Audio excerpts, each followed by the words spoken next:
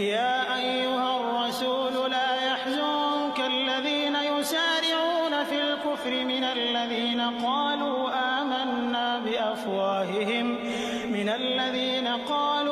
آمنا بأفواههم ولم تؤمن قلوبهم ومن الذين هادوا سماعون للكذب سماعون لقوم آخرين لم يأتوك يحرفون الكلم من بعد مواضعه يقولون إن أوتيتم هذا فخذوه وإن لم تؤتوه فاحذروا ومن يرد الله فتنته فلن تملك له من الله شيئا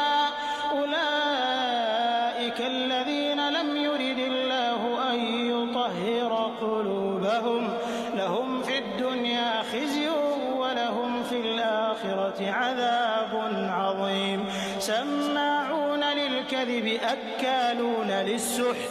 فإن جاءوك فاحكم بينهم أو أعرض عنهم وإن